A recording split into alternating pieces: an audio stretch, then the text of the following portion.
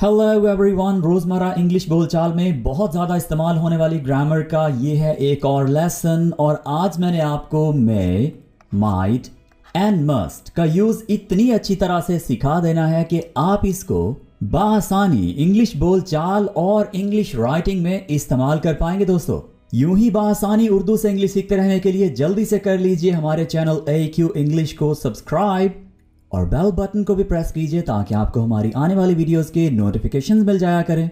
इस सबक के नोट्स डाउनलोड करने का लिंक और हमारे इंग्लिश व्हाट्सएप ग्रुप्स ज्वाइन करने का लिंक डिस्क्रिप्शन में ऐड कर दिया गया है। आइए दोस्तों, हमारे आज के सबक का आगाज कर लें। दोस्तों, इंग्लिश ग्रामर में मे, माइट एंड मस्ट, इनको हम कहते हैं मॉडल वर्ब्स। और मॉडल वर्ब्स में हम हमेशा वर्ब की फर्स्ट फॉर्म यूज करते हैं। और एक एक मॉडल वर्ब कई तरह की बातें करने के लिए हम इंग्लिश में यूज कर सकते हैं।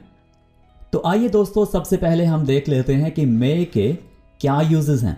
इंग्लिश में निहायत ही अच्छे अंदाज से किसी से इजाजत लेने के लिए आप यूज करते हैं मे का। जब आप किसी से इजाजत लेते हैं तो आप मे का यूज सेंटेंस के बिल्कुल शुरू में करते हैं। और ये होता है एक क्वेश्चन, यानी क्वेश्चन में आप किसी काम को करने के लिए पूछते हैं तो ये एक क्वेश्चन बन जाता है। ठीक है, सो इसलिए मे सेंटेंस के बिल्कुल शुरू में आएगा। ओके, जैसे यहां पर सवाल है, क्या मैं एक सवाल पूछ सकता हूं, या क्या मैं अंदर आ सकता हूं।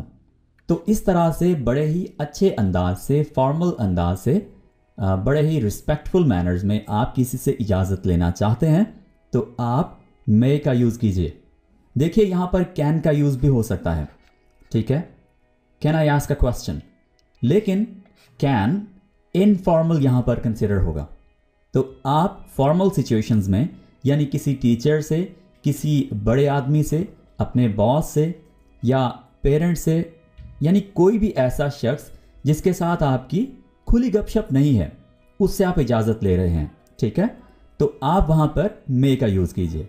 राइट, एल्डर से इजाजत लेने के लिए आप मे का यूज कीजिए। तो क्वेश्चन इंग्लिश में क्या बनेगा? May I ask a question, may I ask a question, may I come in. किसी चीज के होने के चांसेस हों तब भी आप मे का यूज करके उन चांसेस के बारे में बता सकते हैं, पॉसिबिलिटी के बारे में, यानी इम्कान के बारे में बता सकते हैं। किसी चीज के होने के चांसेस को हम जब उर्दू में कहते हैं तो हमारे पास सेंटेंसेस में सकता है, हो सकता है, हो सकती है, हो सकते हैं वगैरह इस तरह के वर्ड्स आते हैं। इसको हम अगर इंग्लिश में ट्रांसलेट करें तो हमारे पास पहले आ जाता है सब्जेक्ट, उसके बाद हमारे पास वर्ड आ जाएगा मे।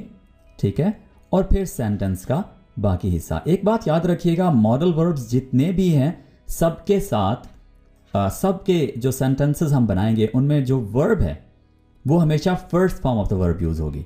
ठीक है, आपने कभी भी ही, शी, इट, इन सबको देखते हुए रेन्स या फॉर एग्जाम्पल वर्ड है जी वॉचेस, ठीक है, तो एस या ई एस आपने कभी भी नहीं लगाना दोस्तों। ठीक है, सिंपली जो इसकी वर्ब की फर्स्ट फॉर्म है वही आ जाएगी। ओके, कोई एडिशन इसमें नहीं होगा, सेकंड फॉर्म, थर्ड फॉर्म बिल्कुल भी नहीं आने वाली। ओके, सो सिर्फ और सिर्फ वर्ब की first form. It may rain in the evening, it may rain in the evening. मैं गलत हो सकता हूं, आई मे बी रॉन्ग, तो यहां पर मे बी होने की बात आ गई। सो आई मे बी रॉन्ग एक बहुत ही आम इस्तेमाल का सेंटेंस है। आप किसी को मशवरा देते हैं कि ये वाला इदारा ज्वाइन कर लो, और फिर आप किसी और शख्स को बताते हैं कि वो आपका इदारा जल्दी ज्वाइन कर लेगी। ठीक है, या चांसेस हैं, इम्कान है कि वो ये वाला इदारा ज्वाइन कर ले। ओके, सो वो ये इदारा जल्दी ज्वाइन कर लेगी, आप किसी को चांसेस बता रहे हैं। सो इसके लिए इंग्लिश में हमारे पास कुछ यूं सेंटेंस बनेगा। She may join this institute soon, she may join, she may join this institute soon. जी, दो और यूजेस हैं मे के, जिसमें नेक्स्ट आ जाता है इजाजत देने के लिए भी हम मे का यूज करके इंग्लिश में सेंटेंस बना सकते हैं। यानी आपने किसी को कहीं जाने की, कोई काम करने की इजाजत देनी है, उसके लिए आप मे का यूज कर लें। जैसे तुम जा सकते हो, तुम ये काम कर सकते हो, वगैरह, राइट। सो अगर आपने अपना होमवर्क कर लिया है तो आप अपने दोस्तों के साथ जा सकते हो। इस सेंटेंस को इंग्लिश में बना लेते हैं। यू मे गो, एक तो इतना सेंटेंस भी बहुत आम इंग्लिश बोलते हुए इस्तेमाल होता है। यू मे गो नाउ, तुम अब जा सकते हो। You may go with your friends if you have done your homework. You may go with your friends if you have done your homework. May का लास्ट और बहुत ही आम इस्तेमाल है दुआ देने के लिए या किसी के लिए नेक ख्वाहिशात का इजहार करने के लिए।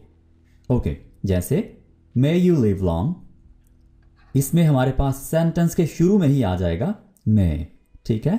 और सेंटेंस के आखिर में हम ये एक्सक्लेमेशन मार्क लगाएंगे, ये लाजमी है, ठीक है। मे यू लिव लॉन्ग, यानी अगर आप किसी से चैट करते हुए, किसी से बात करते हुए आप किसी को दुआ देना चाहते हैं तो मे का वर्ड यूज करके आप उसे दुआ दे सकते हैं। तुम्हारी उम्र लंबी हो, तुम खुश रहो, ठीक है। इस तरह की दुआएं देने के लिए, तुम कामयाब हो, मे यू सक्सीड। ओके, तो इस तरह की दुआएं देने के लिए आप मे का वर्ड यूज कर सकते हैं। सेंटेंस के शुरू में मे आ जाएगा और आखिर में एक्सक्लेमेशन मार्क लगाना बिल्कुल मत भूलिएगा। मे के तमाम यूजेस हमने सीख लिए, अब बढ़ते हैं माइट की तरफ। दोस्तों, माइट मे की पास्ट फॉर्म है। जिस तरह से कैन की सेकंड फॉर्म या पास्ट फॉर्म है कुड, बिल्कुल वैसे ही मे की पास्ट फॉर्म है माइट। ओके, तो इसको हम कहाँ कहाँ पर यूज करते हैं? माइट एक मॉडल वर्ब है और इसके साथ भी हमेशा की तरह जैसे तमाम मॉडल वर्ब्स में हम वर्ब की फर्स्ट फॉर्म का यूज करते हैं, बिल्कुल वैसे यहाँ पर ये रूल सेम ही रह जाता है। ओके, सो सबसे पहले एक बात समझ लीजिए कि अगर किसी चीज़ के होने के चांसेस हैं 70% से ज़्यादा, ठीक है, 70% से ज़्यादा चांसेस हैं तो आपने वहाँ पर मे का यूज़ कर लेना है, right.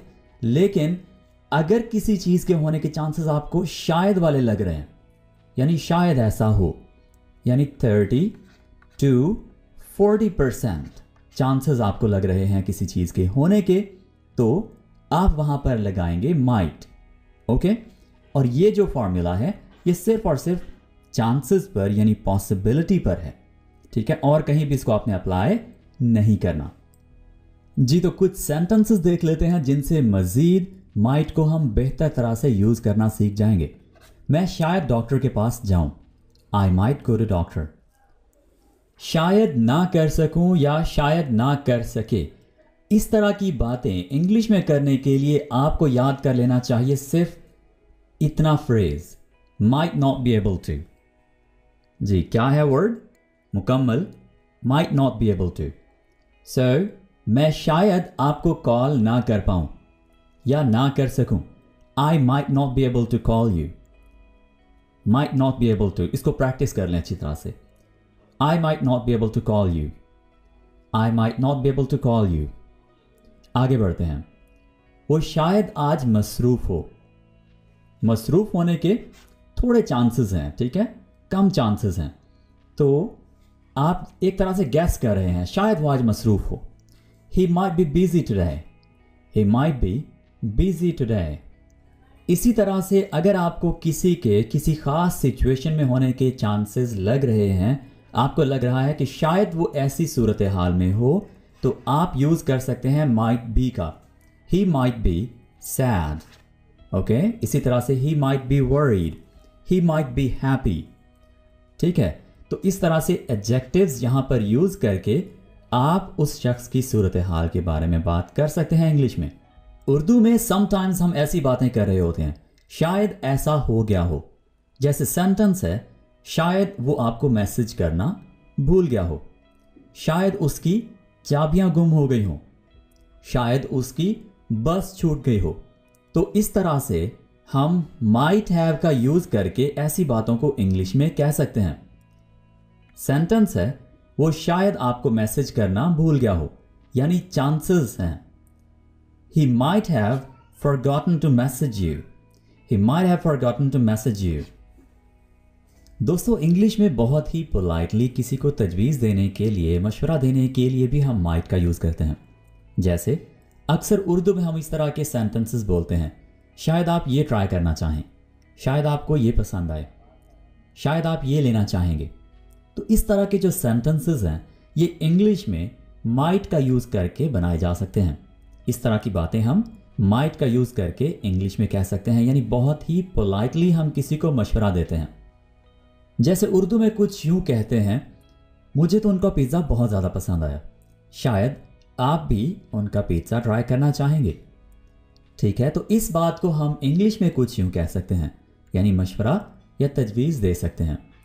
You might try their pizza, you might try their pizza.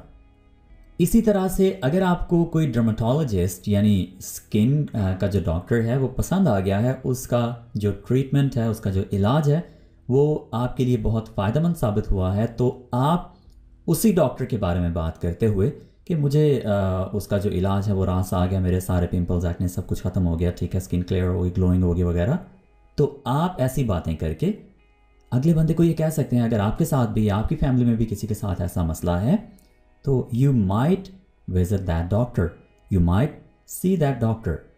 ठीक है, तो इस तरह से आप किसी को, यानी यू मस्ट, यू शुड, ठीक है, या यू नीड टू, यानी हम बहुत ओवर मशवरा नहीं देते, बड़ा ही पोलाइटली मशवरा देते हैं।